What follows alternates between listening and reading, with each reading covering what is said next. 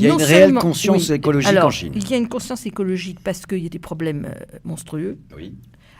à l'échelle du pays, bien sûr.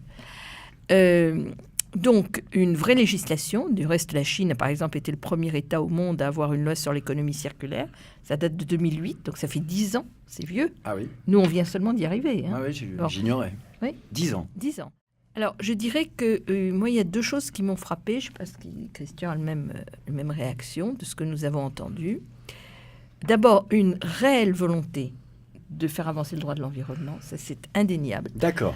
Il y a une réelle conscience écologique en Chine. Il y a une conscience écologique parce qu'il y a des problèmes monstrueux à l'échelle du pays, bien sûr.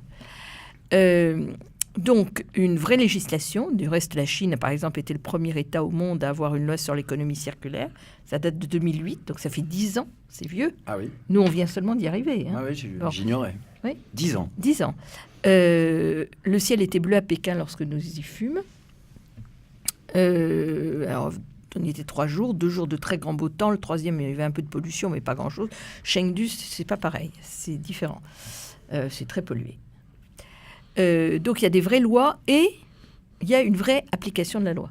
D'accord. C'est-à-dire qu'il y a des corps d'inspection qui ont été créés, qui s'appuient sur des organisations non gouvernementales qui sont reconnues au moins pour ça, et avec véritablement des actions, et même des actions commando, quand vraiment les entreprises se comportent très mal, les autorités chinoises n'hésitant pas à fermer si ça ne va pas, très clairement.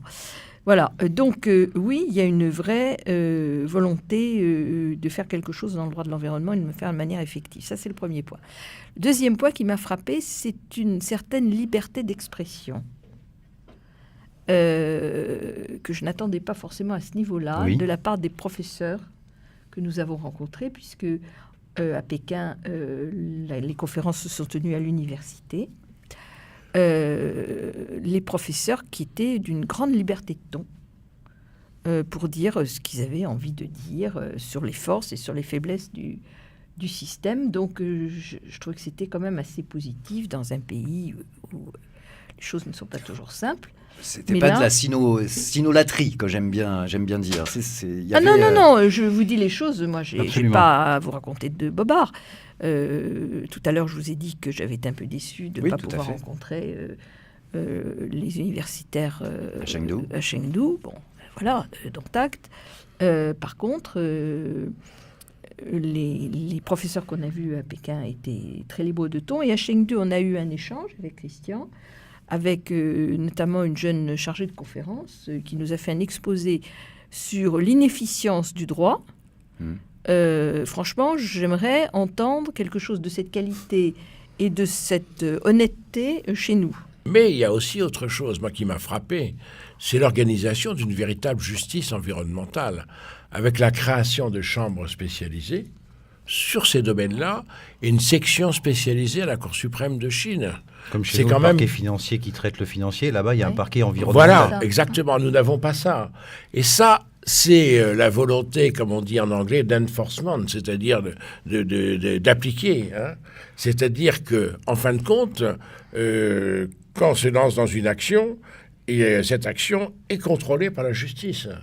Et c'est large place est faite aux associations. Dans ces recours-là, les recours sont extrêmement nombreux, avec les pouvoirs du juge, le pouvoir d'injonction dont parlait Corinne. Donc il y a une recherche d'extension du droit de l'environnement dans tous les domaines. Quelques semaines avant notre arrivée, il y avait une loi sur les sols pollués.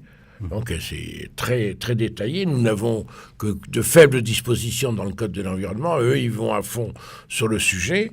Et donc, un spectre très large sur le droit de la protection, le droit des pollutions, et puis d'autre part, une effectivité grâce à la justice, me semble-t-il. C'est-à-dire que les Chinois voudraient que 2020 Pékin soit l'équivalent de Paris 2015 pour la biodiversité. Oui.